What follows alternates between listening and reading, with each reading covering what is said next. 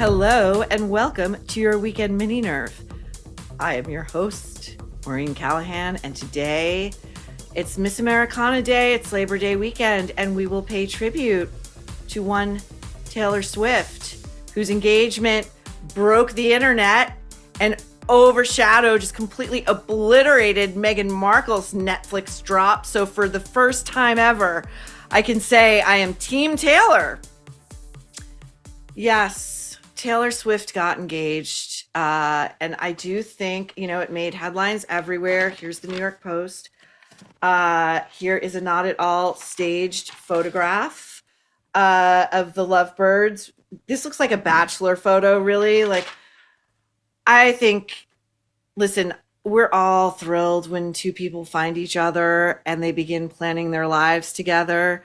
But I think this will be a great first marriage for Taylor.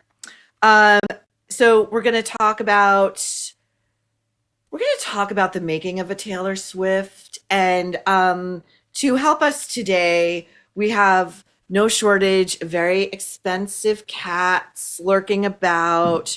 I brought along my guitar, my littlest guitar, in case you guys maybe want to jam later. We have Blake in absentia with a subpoena sent by the head bitch in charge, or she thinks. And the news that, okay, this is the first thing I want to talk about because the engagement ring itself made a lot of headlines. Now, the New York Post reported that it is, I don't know what kind of carat it is. It's like 16 carats or some shit. But it's engraved and it's got claw prongs. Claw prongs. Is there a better metaphor? I mean, Travis Kelce, Taylor's got her claw prongs in you now. And when you guys divorce, when you're caught with a groupie or an influencer, as is sure to happen somewhere down the line, it's going to be bad. It's going to be bad. So live it up now. Enjoy all this publicity now. So to begin, before we get to the meat of this mini, which is a great, you guys are going to love it. I just want to set the table because the origin story we get about Taylor Swift is that she's just a girl from a Christmas tree farm in Pennsylvania, a girl with a dream whose parents, with like American optimism and hope, moved their prodigy to Nashville so that she could get her music career aloft. And before you knew it, Taylor Swift was number one, up the charts, and, it's been ever thus. And, I'm going to tell you, it's not so. There is a ton of backdoor engineering that goes into making a Taylor Swift, okay? And you can still see like parts of the artifice, like this again, like if this wasn't made as a press release, as an Instagram post, it's not a private moment. It's not a private moment. Yeah. So we're going to get into the making of Taylor Swift via an email that more people than not have never heard of, at least in my life. And I read this thing with my jaw on the floor. So before we get to it, let's talk about Taylor. Her dad is a big part of her life, as we know. And there was a report I read about her dad. And as I'm talking to you about this, let's just look at some B-roll of Taylor, dancing her heart out on stage. I mean, we are in decade 4 of Taylor's life, and she spent 3 of those as a professional entertainer. She still has not been able to master the art of dance or rhythm. And she can afford the best in the business to help with that choreography. It ain't happening. And we can also take B-roll and show that of Taylor's surprised face at every Grammy show since she exited the womb. I won? Me? Are you kidding me? Says the woman who, as the Daily Mail reported, I want to believe this was last summer because she was still on the Eras tour. You know, every time a younger female artist had an album coming out, she did this with Charlie XCX. She did this to Billie Eilish.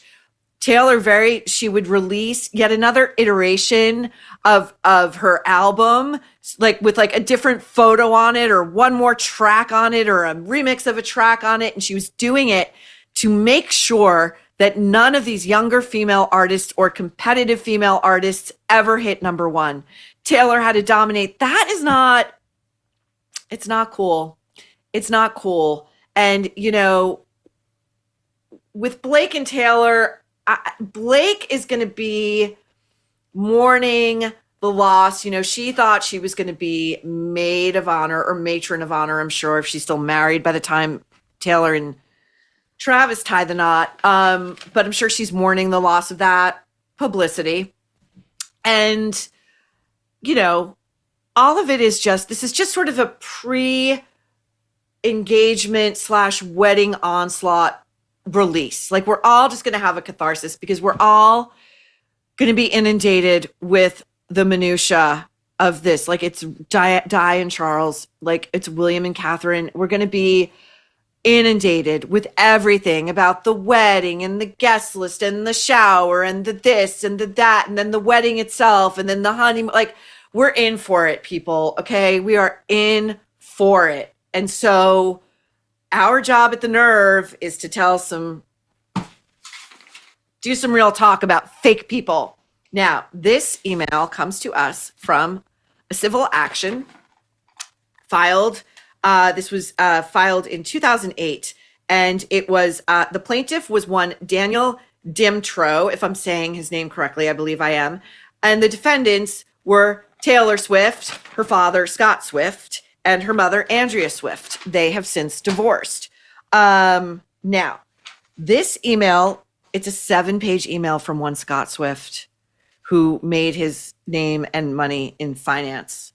They were very well off. They're not the kind of wealth that Taylor's got or even had midway through her career.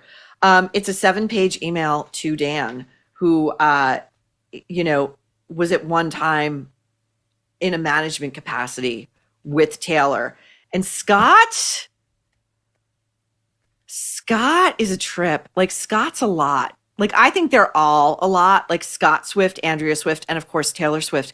There's a fourth Swift. Now, you remember when the Olsen twins were huge and there were always these rumors that there was a third Olsen sister and she lived in the basement. Like, they never let her out. We now know there was a third sister. It's Elizabeth Olsen, but she wasn't in the basement. She's the real acting talent, as it were. There's a fourth Swift, and his name is Austin, and he's Taylor's brother. And Scott seems to acknowledge in this email that Austin is really an afterthought because they got to get Taylor fucking famous. It's going to happen. And no matter what kind of debt they're going into or where they've got to move or how many balloons Scott's got to blow up at any given mall, God damn it, he's going to make her a star. Okay, so this is great. Settle in. Okay, so Dan, bear with me. I need to vent. This is Scott. I have actually entered this into the Ripley's longest email contest. We are getting to a very important time in Taylor's career. Now, this email is dated May 5th, 2005. It was sent at 10 o'clock and 46 minutes a.m. Pacific Standard Time. I'm going to read you edited portions of it. I am currently on email restriction from Andrea, his wife, Taylor's mom, because I forwarded the Today Show some email. I am to this guy. I am not allowed to send an email unless Andrea approves it first. Can you even comprehend that? Welcome to my world. Send it to her or mention it to Taylor, and there will probably be a quick divorce. Now, I am glad that I sent that email to you, said email. I can give you a better idea of what your banker's life is like. So Scott is Dan's banker, according to this email. Thank God over the years, I do not pay attention to Andrea's rules. I'll explain later. Don't laugh. You'll be there. So this is a dark state of affairs. In the future, if you wonder about an email I send you, please call me. Don't involve Taylor or Andrea. He's afraid of Taylor. This is 2005. Okay. Just call me. Andrea thinks I talk to you every day and bother you every day. I don't, but I do something positive for Taylor and for you every day. I am not quite the idiot that Andrea portrays me to be. This is great. Keep in mind that I managed $270 million, but more importantly, 249 relationships with families at Merrill in a terrible market. Then he goes on to say how he's at like the top percent. I have moved my family to Nashville. This is for Taylor. Cleaned out 2 houses, sold 1. Handle all the mail, make all the address changes, changed all the registrations on the cars, boats, etc. Jockeyed between Reading, Pennsylvania and Nashville. Found out I had cancer with Good Morning America in my living room. I believe he means a crew from Good Morning America taping an interview with Taylor in his living room as he found out he had cancer. Had my prostate sucked out of my body by a robot on January 4th, was in diapers for 7 weeks and can't get a hard-on. Everyone is running at full speed. We all have our own axe to grind. I actually have one less axe to grind. I don't know what that axe is. Perhaps his appendage that isn't working properly. My clients do not want to hear how much stress I am under. That's vis-a-vis Taylor. Or how much time I have spent copying videotapes and sending them out when Taylor was 11. I am going to do anything that I think is appropriate to advance Taylor's career. Here we go. Taylor will define your life's work. I do not want to be Taylor's manager. Let me vent. Okay, here's how star making works with a child. Taylor's theater group, which had never been invited to sing at Municipal Stadium in Reading for the Reading Phillies, was asked to come on Oldies Day. Who on the board of directors suggested Oldies Day? I did. Who had promoted his 11-year-old at every board meeting to the point that when the guy who was supposed to sing the national anthem did not show, they came to Taylor and said, "Hey, can you sing the national anthem?" I did.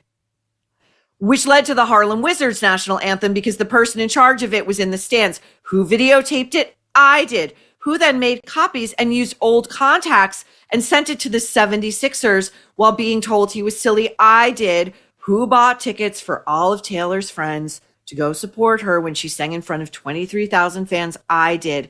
Who got to sit in the car with her friends while Andrea and Taylor were getting first-class treatment in the dressing room? I did. You will. That's not quite fair. Whose wife thinks I talk too much and promote Taylor too much? Mine. Share my pain, please. This is amazing. Scott, the financial planner at Merrill. Who has made every single client listen to Taylor's latest song before we went over their financial plan? I mean, I would fire this guy. Scott's gripes continue.